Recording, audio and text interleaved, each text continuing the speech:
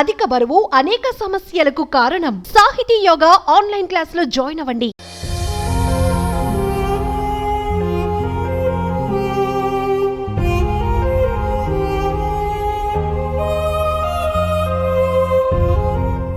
Hi hello నమస్తే, welcome to Suman TV. నేను మీ Amarnath.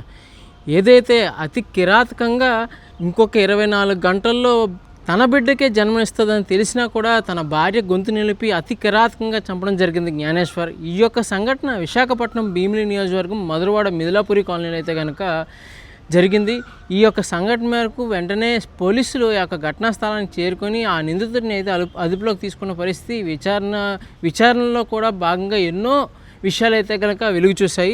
So present అటు సిచ్యువేషన్స్, వాళ్ళ ఫ్యామిలీ, ఇవన్నీ మనం వాళ్ళ అమ్మగారు కూడా మనతో మాట్లాడిన పరిస్థితి చూసాము. ప్రజెంట్ అయితే కనుక అనుష వారి చెల్లి ఒకసారి మాట్లాడి తెలుసుకుందాం. ఒకసారి తనతో ఫోన్ కాల్లో మాట్లాడి తెలుసుకుందాం.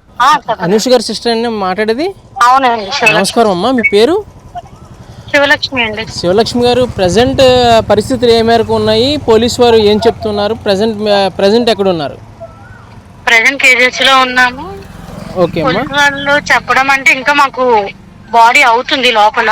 ఓకే, ఇప్పుడే పాప అని చెప్పారు. పాప పుట్టిందని చెప్పారు.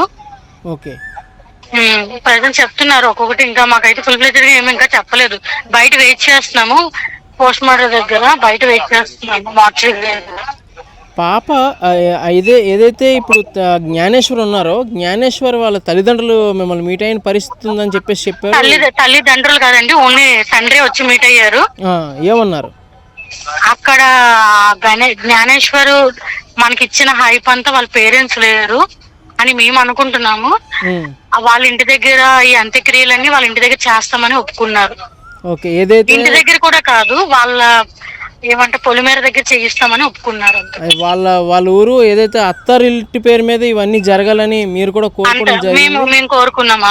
ఓకే, ఆ మేరకు వాళ్ళైతే కనుక తనని వాళ్ళ ఇంటికి తీసుకెళ్ళి ఆ యొక్క అంత్యక్రియలన్నీ కూడా అత్తగారింటి పేరు మీద జరుగుతుందని చెప్పేసి అనుకుంటున్నాను. అవును, ఆ అత్తగారింటి పేరు మీదే జరిగి వాళ్ళే చిన్న కార్యం పెద్ద కార్యం చేసి మాకు పిలుస్తామని చెప్పారు. ఓకే, ప్రెసెంట్ అంటే వాళ్ళది ఏ ఊరమ్మా?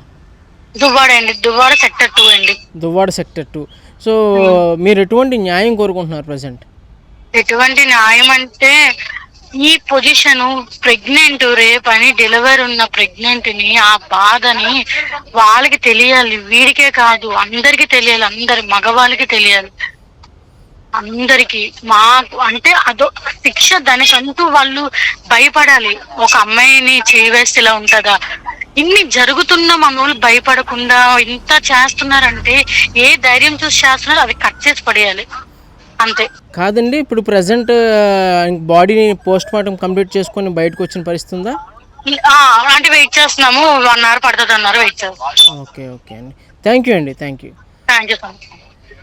సో చూశారు కదా, పరిస్థితి అయితే ఎలా ఉంది. ఎటువంటి ఆడబిడ్డకి ఇటువంటి పొజిషన్ రాకూడదు. ఎటువంటి ఆడపిల్ల మీదైనా ఇటువంటి ప్రమాదకరమైనటువంటి సిచ్యువేషన్లో పెట్టకుండా ఉండడానికి ఎటువంటి శిక్ష వేసినా సరే మాకు పర్లేదు, కఠినంగా శిక్షించమని ఈ యొక్క అనుష యొక్క కుటుంబ సభ్యులు, వాళ్ళ చెల్లి కూడా కోరుకున్న పరిస్థితి మనం చూస్తున్నాము. కెమెరామెన్ శ్రీనుతో అమర్నాథ్, సుమన్ టీవీ, విశాఖపట్నం, భీమిలి.